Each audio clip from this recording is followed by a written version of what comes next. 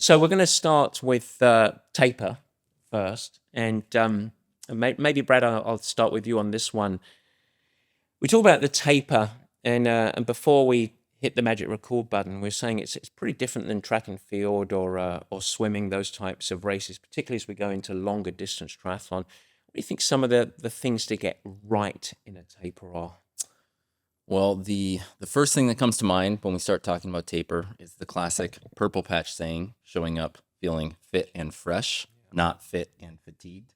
So I think when you say land the plane, make sure that you get kind of in the right landing zone at the end. Energy conservation, being able to rebound, collect energy as you're coming into the race is the most important thing, but it can be super challenging as you're doing the taper because it can feel like maybe you're not doing enough, right? It becomes a confidence killer to actually back off and restore energy for a 70.3, and especially for an Ironman distance race where it's like you want your energy tank at full when you hit the start line.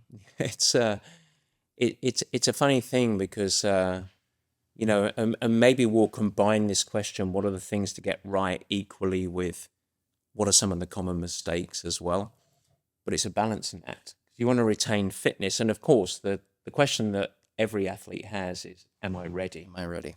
Which is an unanswerable question, by the way. You will never feel ready, even when you get ready for a great race.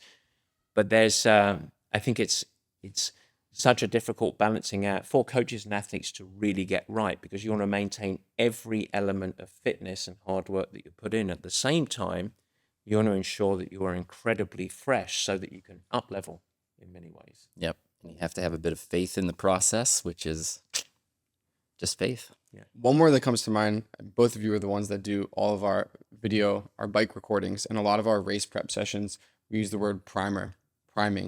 So I think interesting thing there, which is, yes, you want to conserve energy, but you don't want to feel flat.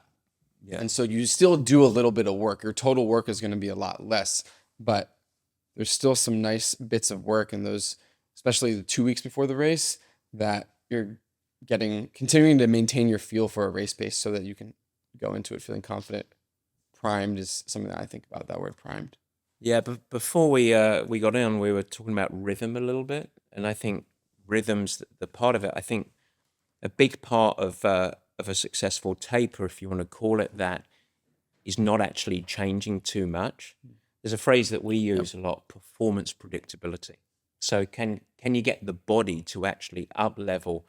And one of the ways to do that is to not change too much, whether we're talking about daily eating habits, whether we're talking about sleep patterns, etc. And of course, when we're talking about rhythm of training. So if your regular cadence of, I swim on Mondays, I bike on Tuesdays, I run on Wednesdays, I think as much as possible, we'd like to try and keep that really familiar. And we're just dialing down the total load. But I think, Max, what you said there is really important, keeping some intensity in there. So if Tuesday tends to be a higher intensity bike, you want to have some intensity. You don't want to rest and just get stale. Yeah. I think that's one of the bigger mistakes that athletes will make, right? So we're reducing volume, so we can help shed that fatigue for race day, but we also need to maintain some intensity so that we're feeling really sharp. And I think athletes sometimes can either go one way or the other in terms of being afraid to hit some of that intensity. Is it too much? Is it going to make me too tired?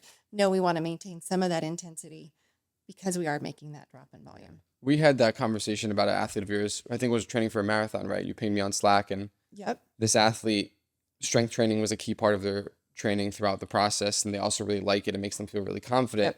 And we were talking about, okay, what should that athlete do in their taper phase? And what we settled on was they need that rhythm. They need to keep strength training, because if they stop strength training, they won't feel very good about themselves physically. They won't feel primed, but they need to reduce load. So what we settled on, Nancy and I, was just switching over to a lot of body weight strength training.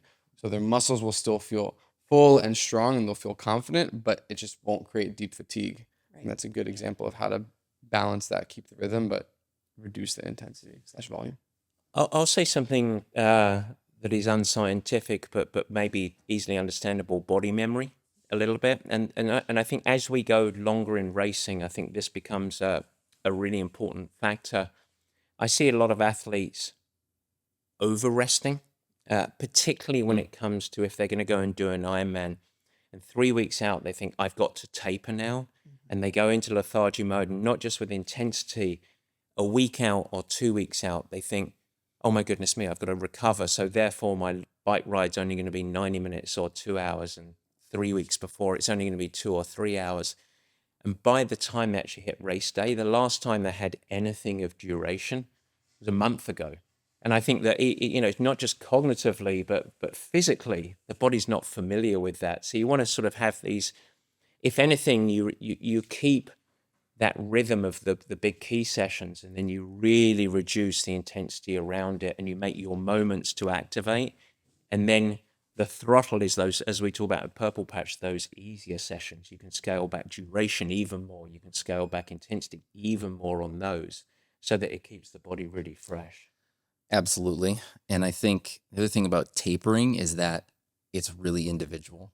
And so when we're working with athletes individually, we're always trying to track, okay, what worked well this time? And I know we'll get to those questions down the line, but it's like some people respond. There is no perfect taper, right? Yeah. That's the answer we're saying here is there's no perfect taper, and some people will respond to different things differently. And so tracking that for yourself becomes a really important piece to that puzzle. I think that's really key. I remember going with the Purple Patch Pros, an athlete. In fact, I'll mention 2 athletes, Laura Siddle, who we'll all remember, and Sarah Piampiano. And they were athletes we learned over time that really needed to keep up workload. Exactly. So it wouldn't be uncommon for Laura to go for a 2 or 3 hour bike ride the day before the race. And it helped her both mentally, and that's a part of it. Ultimately, confidence drives success, whether we're talking about education or race performance. But also physically, she just really responded. On the flip side, someone like Jesse Thomas wanted to sit on the couch and play PlayStation, try and get him out for a couple of days. He's like, I don't want to move my body. And so it is, and I the one thing I'll add to that, just bringing people back, particularly if you're listening as a Purple Patch athletes, the way that we set up our training rhythm throughout the year is in 3-week cycles.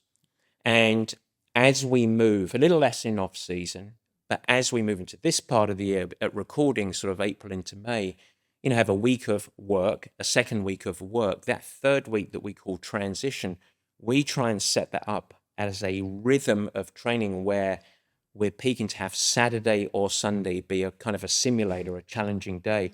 And that personality of the week, if you want to call it that, is very, very similar to a race week. And I think that physically the body likes familiarity.